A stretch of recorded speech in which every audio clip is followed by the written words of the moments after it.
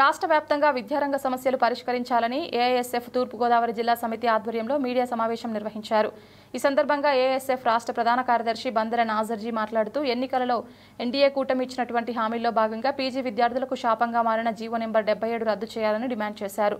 YCP ప్రభుత్వం పేద మధ్యతరగతి విద్యార్థులకు ఉన్నత చదువులకు దూరం చేసే పద్ధతులలో జీవో నెంబర్ 77 తీసుకువచ్చి కేవలం ప్రభుత్వ విద్యాసంస్థలు చదివే వారికి మాత్రమే ఫీజు రియంబర్స్మెంట్ పథకం వర్తింపజేస్తుందని, ప్రైవేట్ విద్యాసంస్థల్లో పీజీ చేసే విద్యార్థులకు ఫీజు రియంబర్స్మెంట్ వర్తించదని జీవో నెంబర్ 77 తీసుకోవడం జరిగిందన్నారు.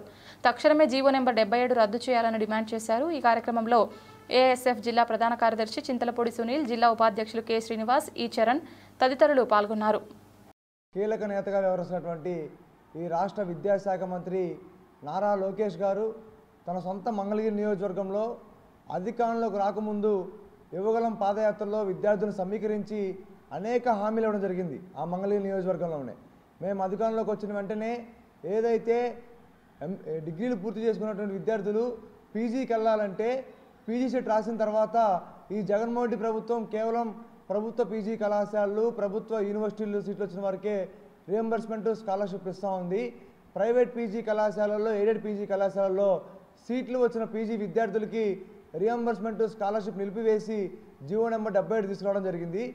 మేము అధికారంలోకి వచ్చిన వెంటనే కూటమి ప్రభుత్వం 100 రోజుల్లో జీవో నెంబర్ 77 రద్దు చేసి పాత పద్ధతుల్లోనే ప్రతి ఒక్క పీజీ విద్యార్థికి, ఎవరైతే సీట్లు పొందిన విద్యార్థులకి రియంబర్స్మెంట్ స్కాలర్షిప్ వర్తించబడేలాగా జీవో నెంబర్ 77 రద్దు చేస్తా అన్నారు. కనీసం జీవో నెంబర్ 77 ప్రస్తావన లేదు. ఇన్ని అసెంబ్లీ సమావేశాలు, శాసనమండలి సమావేశాలు జరిగినా కూడా ఎక్కడ జీవో నెంబర్ 77 ప్రస్తావన రాలా. అదేవిధంగా గత వైసీపీ ప్రభుత్వంలో ఈ రాష్ట్రానికి నూతనంగా 17 ప్రభుత్వ మెడికల్ కళాశాలలు వచ్చినాయి.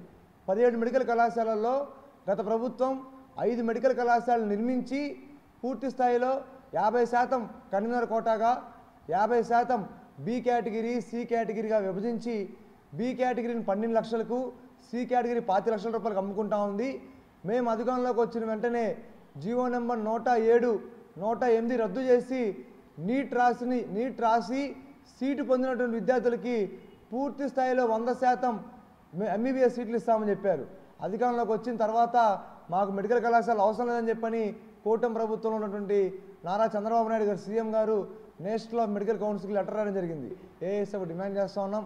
ఈ రాష్ట్రంలో విద్యారంగ సమస్య పరిష్కరించకపోతే మాత్రం వచ్చే నెల రాష్ట్ర వ్యాప్తంగా ఏఎస్ఎఫ్ ఆధ్వర్యంలో కూటమి ప్రభుత్వం వ్యతిరేకంగా పెద్ద ఎత్తున ఆందోళన కార్యక్రమాలు చేపడతామని హెచ్చరిస్తాం.